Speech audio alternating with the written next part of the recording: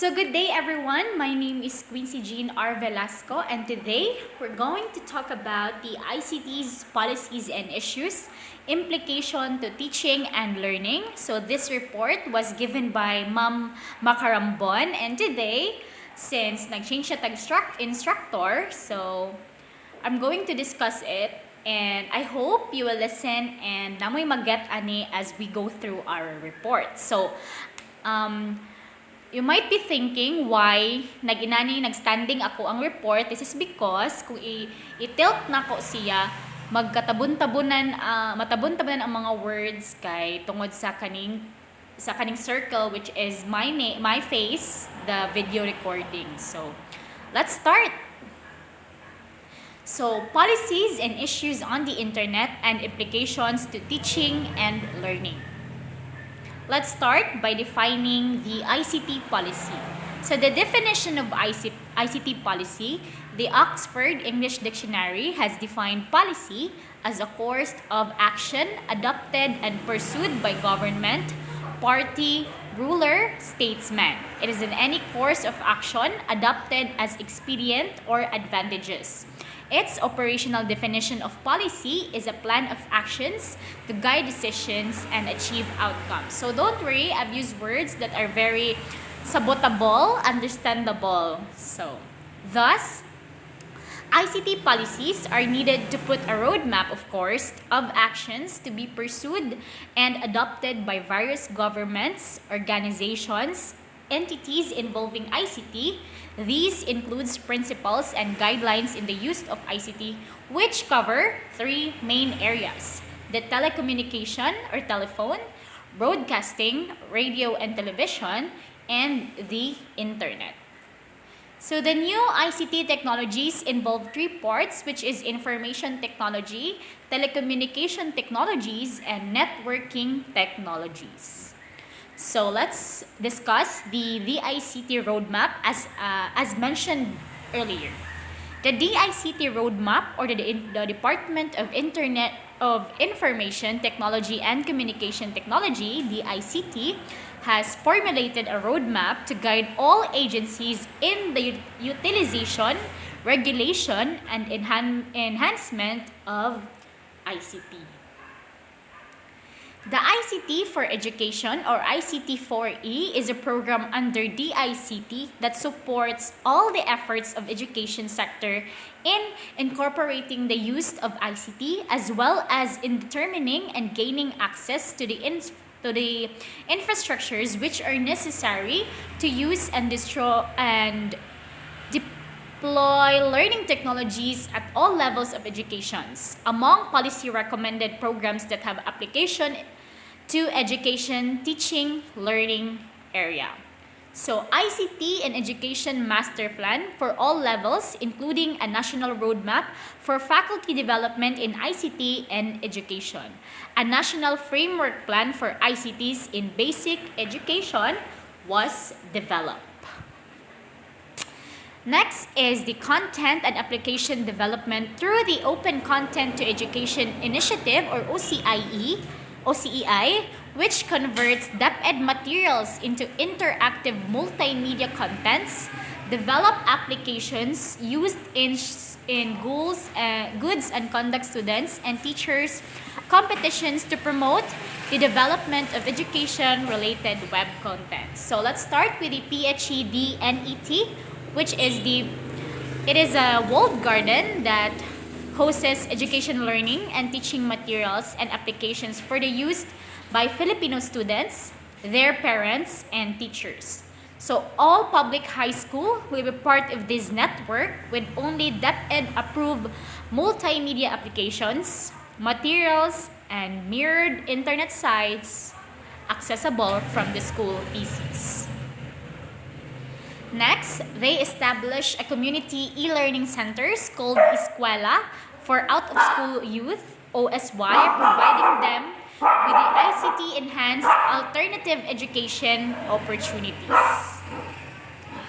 Next is the Digital Media Arts Program, which builds digital media skills for government, using an open source technologies, particularly beneficiary agencies, include the Philippine Information Agency and the other government media organizations, the Cultural Center of the Philippines, the National Commission for the Culture of Arts and Arts, and the other government agencies, state universities, college, and local government units. Next is the ICT Skills Strategic Plan, which develop an interagency approach to identify strategic and policy and program recommendation to address ICT skill demand supply time.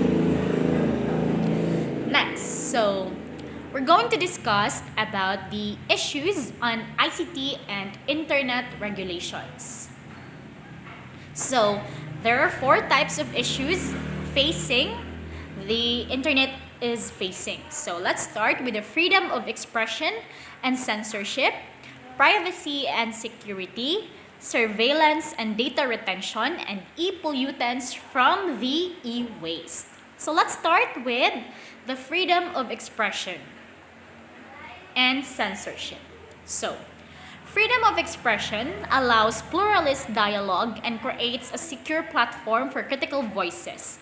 It ensures that people have the right to seek, obtain, receive, and hold information about human rights and human rights violation. Everyone has right to freedom of opinion and expression.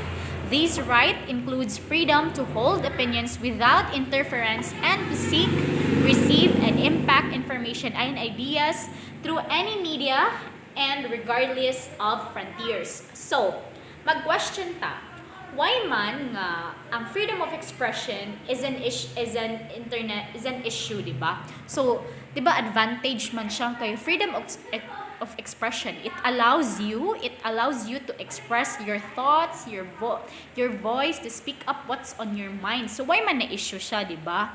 So since man nga we have a freedom of expression, bisan unsa na lang atong ginabula, di ba? Bisan unsa na lang atong bula, as long as atong own opinion, bisan unsa gina-post na to through internet, through kuan. So mo po na siya nganong na-issue siya kay because of our ignorance. Because of our ignorance, like makakaalatag post, makaspread daw fake news, fake information.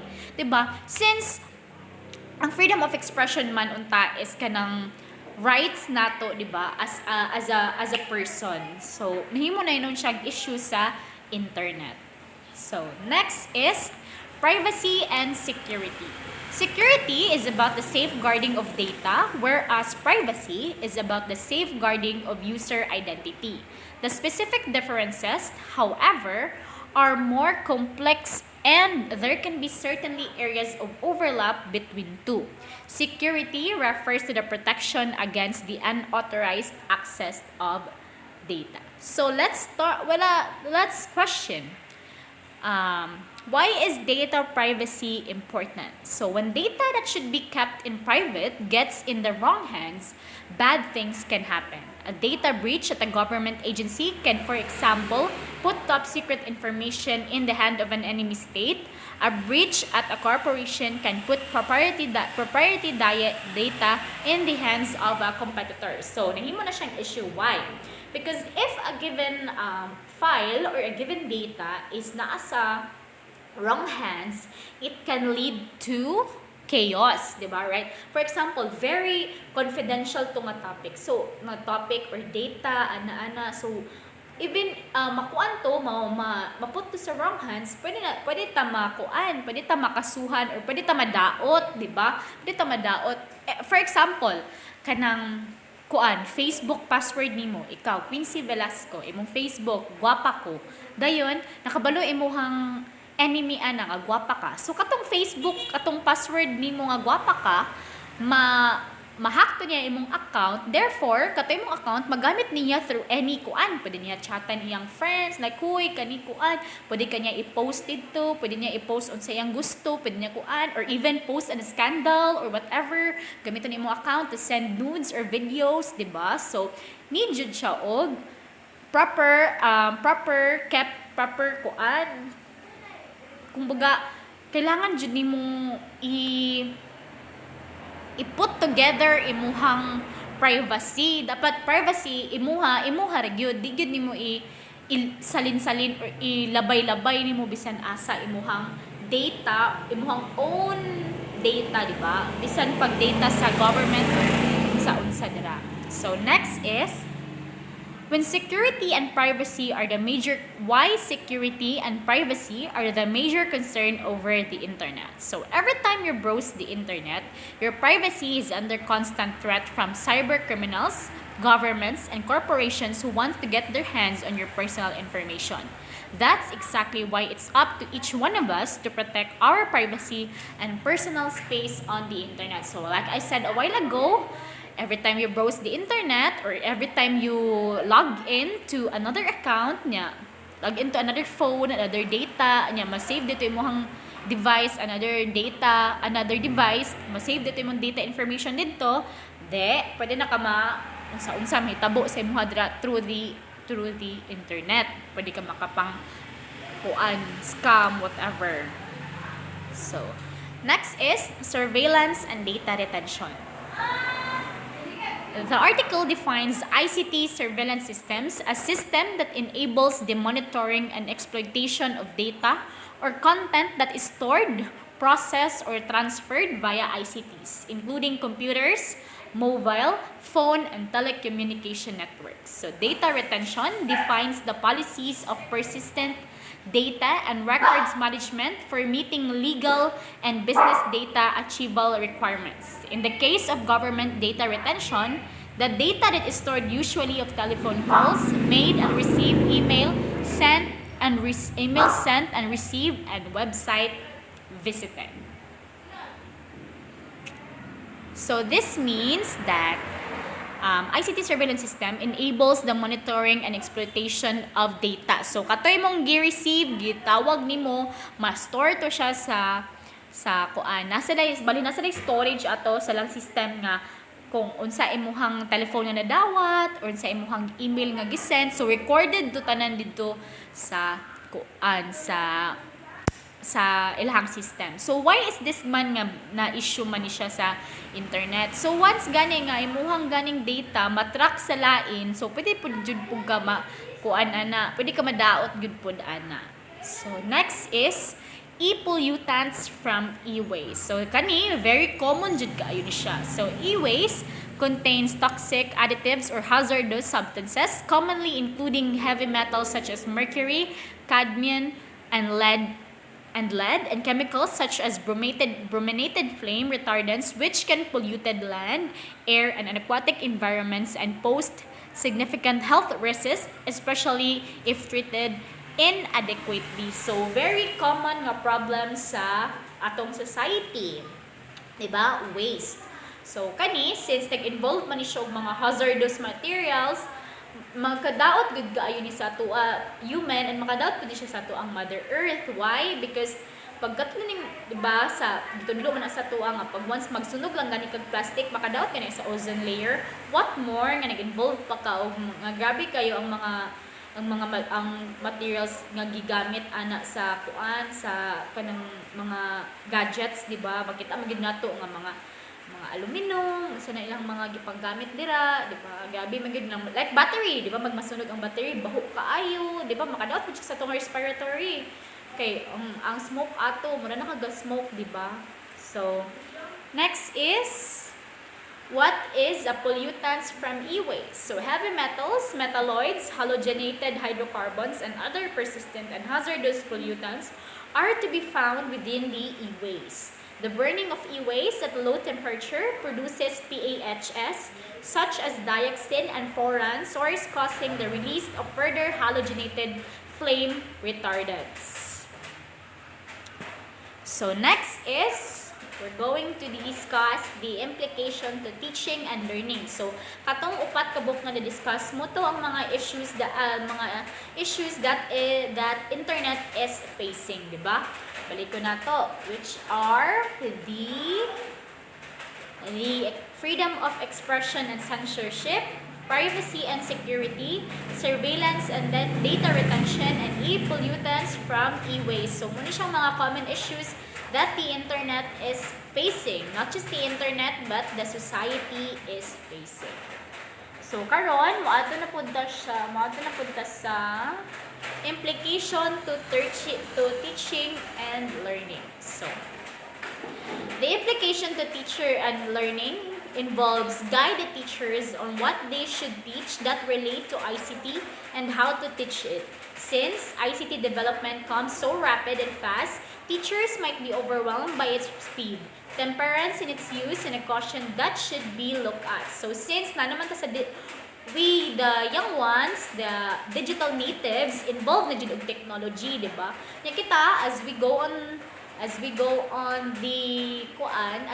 school, dili man gyud tanan maestra digital natives. Some are nag-use pag aning traditional method of learning, di ba? So since na-book na ang mga teachers, mga traditional methods man nilang gigamit, why not mag-hire ta og mga intelligent, I know not mean intelligent, but mga digital experts, di ba, that could teach them, that, di ba, nag-involve magid na nga pwede na tutunduan ng mga maestra, bahalag teacher na sila, at least pwede na sila tutunduan on how to use the PCs, mga gadgets, di ba? So next is technology should not replace the human teacher. The tools are support instructional materials for the teachers which are available for use. The teachers should learn how to appropriately use them. The human touch of the teacher is still the vital components in teaching.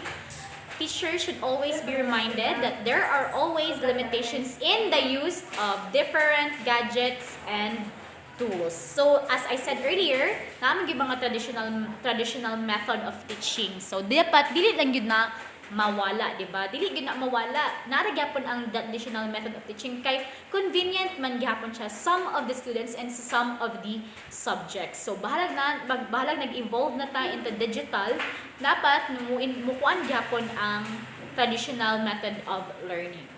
So, next is there are rules and regulations that govern the use of technology. Caution should be observed to protect individual privacy. As teachers, you must be aware that the set of technology may jeopardize your privacy and security. So, ikaw mismo nga tao, ikaw mismo nga maestra, or as a student, you have to know the etiquettes of using the internet and using the technology. Kabalo naman jud ka, as I said earlier, ang data nimo sa imuha rin ang kaugalingon. Kung dili gid nimo kailangan pahatag-hatag bisan kinsa. So, all issues and many more shall be part of the teaching content as each teachers will be encouraged to use technology in teaching. So, dili lang ang ICT expert nga maestra, like major siya og technology ang kailangan kabaluan na all teachers should know how to use the technology. Dili man ingon nga kailangan posisyon nato siya. Pero we are evolving and our students are digital natives. Labo na especially na sa mga teachers nga elementary teachers or high school teachers, di ba? Though mas kuan man gid pud sa college, pero ang start them young. Gikan sa kinder, gikan sa elementary, padulong sa high school, ilahang mind nag-evolve gid na sa digital, sa technology, di ba? So, as a teacher, kabalo jud ka kung saon imong pag-handle imong students regarding the technology, regarding sa ilang questions, regarding sa ilahang gusto mahibalaan. So, next is kung ganina, implications to teachers and learning, karon na pod magimo na pod tag-implication to learners and learning. So, let's start with the learners of the 21st century are even more advanced than some of the teachers. However, learners still need guidance in how to regulate technology use. As there are positive and negative effect of technology use, learners should not only know the benefits, but they should also know how they can be protected from the hazard that technology bring to their lives. So, as a learner, dili man guro ta bugo nga, I know, yes, not everyone, but I mean the kids, di ba? As a parent or as a teacher, as an older, older person sa inyong community, society, or as someone nga kabalo, i-enlighten gud nato ang most of our students or most of our kinsa natong kaila mabata madako the effects of technology. Dili gyud ta magpalabi og gamit ana kay grabe gyud ang effect ana, not just in our body, in our health, in our mental state being, especially sa tong mental state being. Dili lang jud na grabe jud kayo ang effect ana, bisan pag ingon nga advantage kayo kay maka-help sa tua, no? So dili gyud ta magpataka lang og gamit like 24 hours ta magamit og phone, gadgets, whatever, magbilar para mag-gadgets, atong mata radiation, di ba? Grabe kaayo. Bisan pag mingon kag magklase ta like kuan kanang sa klase nato, di ba? Nataas kay atong klase na nara sa atong salta ito atong mata. Di ba? So bawal jud nang inana. At least man lang kung magkahimo tag inana, at least i-rest na to tong kagalingon. Like di ta mag-cellphone kaayo sa atong break, di ta mag-cellphone kay cellphone naman ta ganina, di ba? So sa 21st century, dili lang sa 21st century, all of us should know the do's and don't sa kuan sa technology, sa effects sa technology. So learners should take advantage of the potential and learning support that they can derive, such as the development of HOTS, the development of learning communities through collaboration, the enhancement of skills to manage the vast resources as 21st century learners. So, as 21st century learners, naadyo tayo advantage, di ba? Naadyo tayo advantage kay we are the, alam sa yun nga, we are the mas nakabalo, pero at least man lang, be knowledgeable sa technology in order para mo vast ang resources, di ba? So, next is, teachers and learners should be mindful of the e-waste that are being thrown away to the land and to atmosphere. Di ba dapat na dyan tayo proper, ano tawag ana?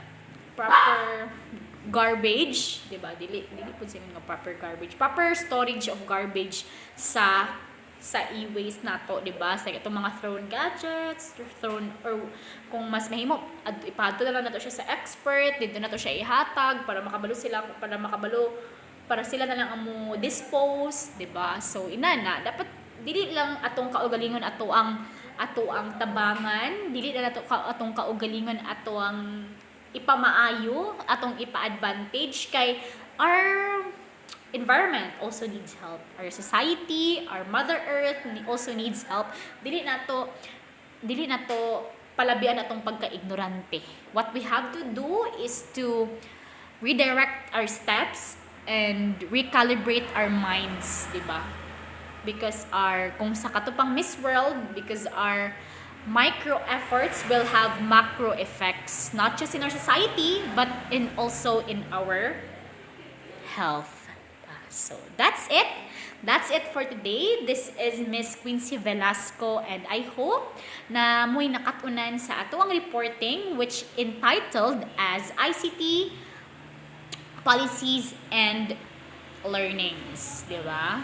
So mauna to, unta na mo'y makatunan. So ICT Policies and Issues DI, implication to teaching and learning. So hi kay Miss Ma'am Henovia, since you are our new instructor. So welcome ma'am sa amuang subject. So maura to, and that's it for today. Bye guys. I do hope you understand.